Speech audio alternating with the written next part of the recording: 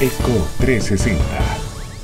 Buenas noches, iniciamos el análisis de las informaciones más relevantes del plano local y el plano internacional. Esto es Eco 360. Veamos cuál es nuestro top 5 para esta noche. Hoy es 22 de enero del año 2015.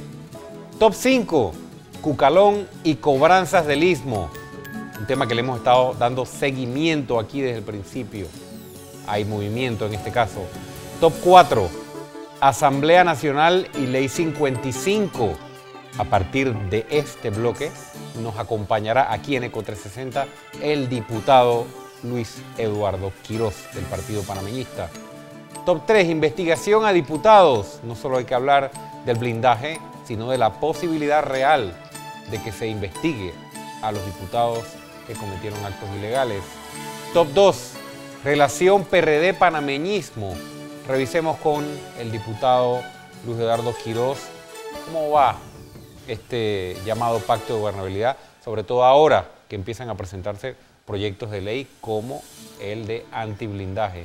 Y en el top 1, el tema de las escuchas telefónicas ha llegado a tales proporciones que no hay forma de evitar recordar las prácticas que se dieron aquí en Panamá durante la época de la dictadura, los seguimientos, las amenazas realizadas en aquella época por el G2 y por estamentos de inteligencia bajo la dictadura, y que muchos panameños, muchos lucharon por dejar atrás, por todo lo que estamos viendo ahora durante el gobierno anterior se quiso revivir o se revivieron prácticas de violaciones graves a los derechos humanos.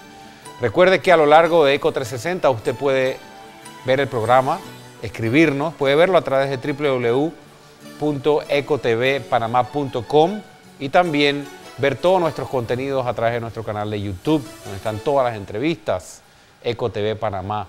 Y si quiere escribirnos, puede hacerlo al Twitter, @EcoTVPanamá. Arranquemos con el tema de Luis Cucalón y cobranzas del Istmo. Haciendo un pequeño resumen de lo que había ocurrido anteriormente, recordemos que bajo la administración anterior se tercerizó en manos de una empresa privada, Cobranzas del Istmo, el cobro de cierto tipo de impuestos que estaban morosos. Esto se dio sin licitación y se dio mediante contrato directo a esta empresa, que pudo recaudar o cobrar en comisiones cerca de 50 millones de dólares por el cobro de impuestos. Y recordemos que de estos 50 millones, o casi 50 millones, 30 millones los recibió en el primer cuatrimestre del año 2014. Es decir, algunos meses antes de las elecciones y de que saliera del poder el gobierno liderado por Ricardo Martinelli y Cambio Democrático. Seguimos preguntando y seguimos esperando y reiteramos aquí la pregunta: ¿quiénes son los accionistas de Cobranzas del Istmo?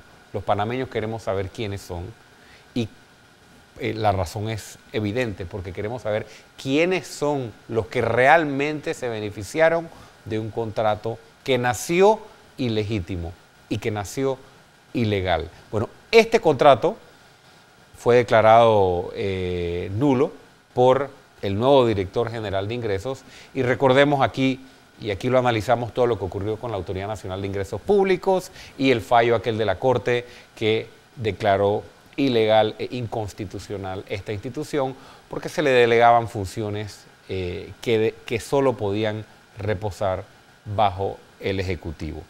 Entonces, el contrato ha servido de fuente o ha servido de origen para que ahora se presente una querella contra Luis Cucalón. Y es una querella interpuesta por el Ministerio de Economía y Finanzas. Luis Cucalón, exdirector general de ingresos, es querellado por el supuesto delito de falsificación ideológica de documento público. Veamos algunos elementos de esta querella penal. Lo que argumenta, o lo que se argumenta, es que se dio una falsificación ideológica de documento público en este caso sería el contrato del Estado con cobranzas del istmo, y el contrato se da con excepción de acto público, es decir, se da por contratación directa. Sin embargo, no se cumple con el trámite de autorización de excepción de contratación pública, según lo que revela la querella. El MEF, ente rector, niega la existencia de estos trámites, es decir, que no se cumplió, según la querella, con lo que establece la ley, que es que para exceptuarse de una licitación pública o de un acto de licitación, tienes que contar con una autorización de excepción de acto público, porque así lo prevé la ley de contratación pública. Entonces, basado en esto, se presentó una querella contra Luis Cucalón por el supuesto delito de falsedad ideológica. ¿Pero qué es esto de falsedad ideológica? Tenemos unas normas en el Código Penal que tipifican el delito de falsedad ideológica. Tenemos una gráfica para ustedes donde podemos ver cómo describe nuestra legislación penal en qué consiste el delito de falsedad ideológica. Si podemos ver el gráfico, por favor. Artículo 366 del Código Penal. Quien falsifique o altere total o parcialmente una escritura pública, un documento público o auténtico o la firma digital informática de otro, de modo que pueda resultar perjuicio, será sancionado con prisión de 4 a 8 años. Igual sanción se impondrá a quien inserte o haga insertar en un documento público o auténtico declaraciones falsas concernientes a un hecho que el documento deba probar, siempre que pueda ocasionar un perjuicio a otro. En esta segunda parte del artículo es donde está el fundamento de la querella, porque según la querella del MEF, en el contrato Luis Cucalón, quien es la persona que lo firma, declara que existe la autorización para exceptuarse de licitación pública y poder aprobar un contrato directo, y según el MEF no hay constancia de que haya habido tal autorización, y por ello, a criterio del equipo legal del MEF, y por ello supongo que presentan la querella, argumentan o concluyen que existe el delito de falsedad ideológica, cuya pena va de 4 a 8 años.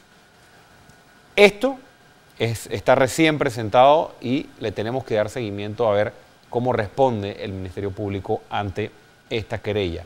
Ahora bien, el señor Luis Cucalón respondió, por lo menos a los medios de comunicación, diciendo algo interesante, y es que le llama la atención que se presente una querella por esto, que él encuentra que no tiene sentido, porque quien revisa o quien da el visto bueno legal para este contrato cuando originalmente fue suscrito fue el licenciado Harry Díaz, entonces asesor de Dulcidio de la Guardia, que era el viceministro cuando existía la Alianza Panameñista y Cambio Democrático, y ahora es el ministro, y Harry Díaz, como sabemos, hoy es magistrado de la Corte Suprema de Justicia. No sabemos si eso es así, como lo afirma Luis Cucalón, pero llama la atención que la querella sea interpuesta por el mismo Ministerio de Economía y Finanzas, porque habrá que ver cómo se originó la revisión legal y los vistos buenos que supuestamente se le dieron a este contrato cuando originalmente fue suscrito. Recordemos que cuando Dulcidio de la Guardia era el viceministro, Alberto Vallarino era el ministro de Economía y Finanzas, y esto era en la época en que todavía no se había roto la alianza entre el panameñismo y Cambio Democrático.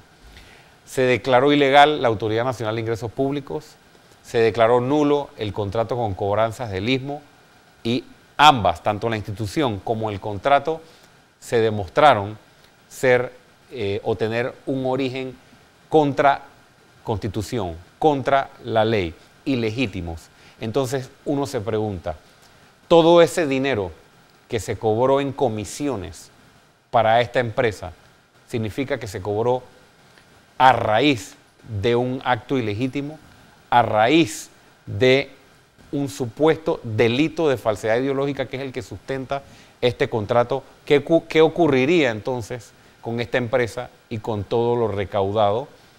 Y yo creo, como la misma ley de contratación pública así lo exige, para estos casos nosotros podamos conocer, como inicié mi argumento, los accionistas o los beneficiarios finales de la empresa Cobranzas del Istmo, que seguramente fueron beneficiados con muchos millones de dólares, tal como lo revela la información que hemos conocido hasta ahora.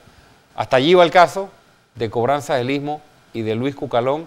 Veamos cómo se sigue desarrollando esta denuncia, pero hay que prestarle mucha atención, porque precisamente podría haber gestiones administrativas que tienen que ver con este contrato en los tiempos en que los panameñistas estaban al mando del Ministerio de Economía y Finanzas. Y si eso fuese así, es interesante ver cómo el Ministerio Público le va a dar tratamiento. Al regresar, en ECO 360, tendremos al diputado Luis Eduardo Quiroz, Asamblea y Ley 55, investigación a diputados, relación PRD-panameñismo y revivieron el pasado. Ya regresamos.